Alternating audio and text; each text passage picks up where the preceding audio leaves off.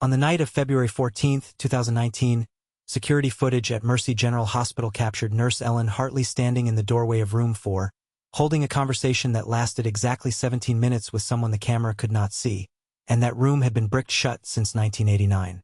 The maintenance crew found her the next morning, still standing in that same position, her lips still moving, her eyes fixed on something in the darkness beyond the crumbling wall.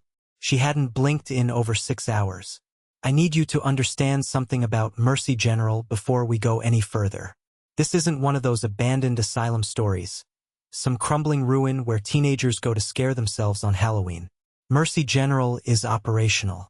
Right now, as you listen to this, there are patients sleeping in its beds, nurses walking its halls, doctors making rounds under those same flickering fluorescent lights that have buzzed and hummed since 1962. It's a working hospital in Bridgewater, Massachusetts, serving a community of 40,000 people. And room 4 sits at the end of the East Wing's 3rd floor, sealed behind a wall that the hospital administration has refused to acknowledge for 3 decades. I spent 4 months investigating what happened to Ellen Hartley. I interviewed 16 current and former staff members, obtained security footage through channels I'm not going to discuss, and I tracked down 3 of the original nurses who worked that floor in 1989, the year they sealed the room. 2 of them hung up on me the moment I mentioned room 4. The third, a woman named Dorothy Chen, now 83 years old and living in a care facility in Rhode Island, agreed to speak with me on the condition that I never reveal her location.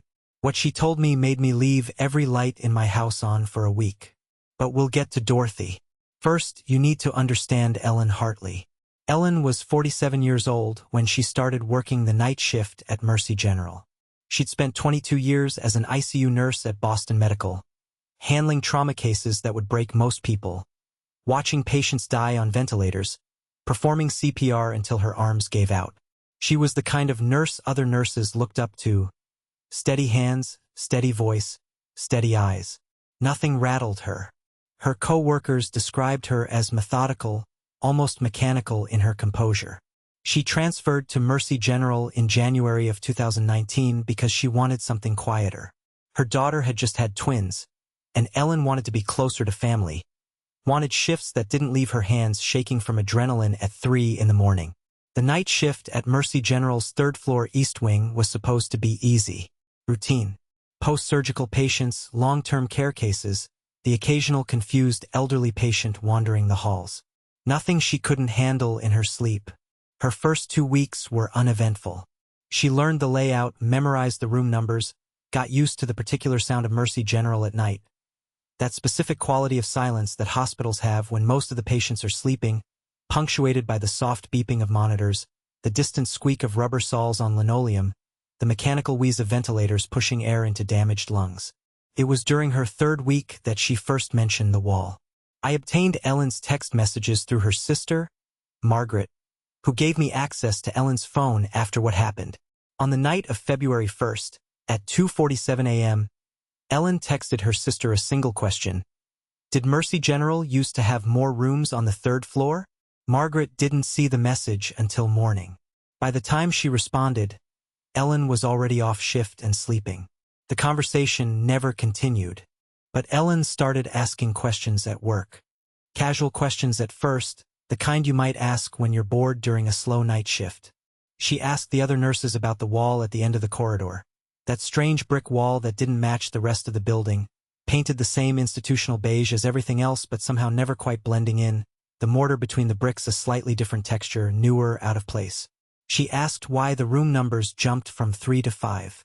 She asked if anyone else noticed the draft that seemed to seep through those bricks when the building's heating system kicked on, carrying with it a smell that didn't belong in a hospital. The smell is important.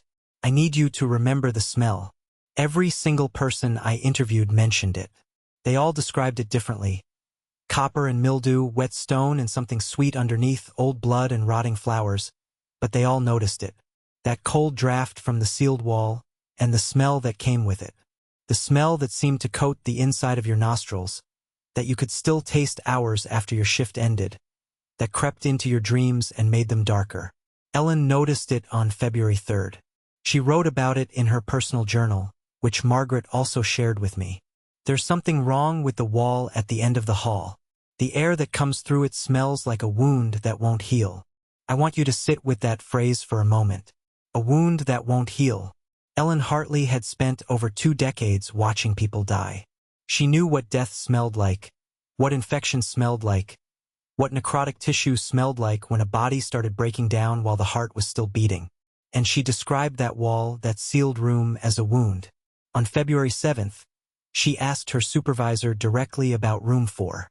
I have a copy of that conversation because it was conducted over the hospital's internal messaging system, and nothing is ever truly deleted from hospital servers. Ellen wrote, "I've noticed there's no room 4 on the 3rd floor east wing. The numbers go 1, 2, 3, 5, 6. Was there a renovation at some point?"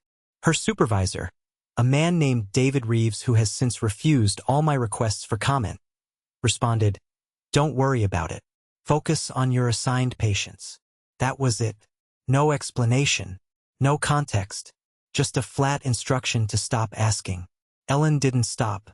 She started staying late after her shifts, walking the corridors when the day staff was busy with morning rounds, pressing her hand against that brick wall and feeling for something.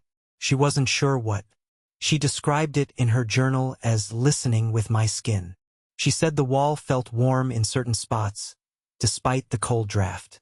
She said that if she stood very still and held her breath, she could feel something on the other side. A vibration, a rhythm, like breathing. On the night of February 12th, 2 days before the security footage captured her 17-minute conversation with an empty room, Ellen made a decision that would end her career, and very nearly end her life. She brought a hammer to work. At 3:15 a.m., when the other nurses were occupied with a patient emergency at the far end of the wing, Ellen Hartley walked to the end of the corridor, raised that hammer, and swung it into the brick wall that had sealed room 4 for 30 years.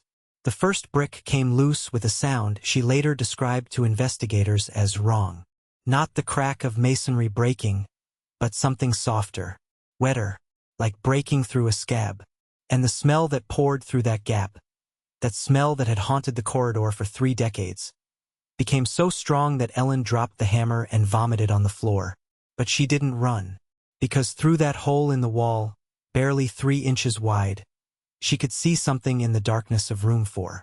Something that shouldn't have been possible in a room sealed since 1989. She could see a light.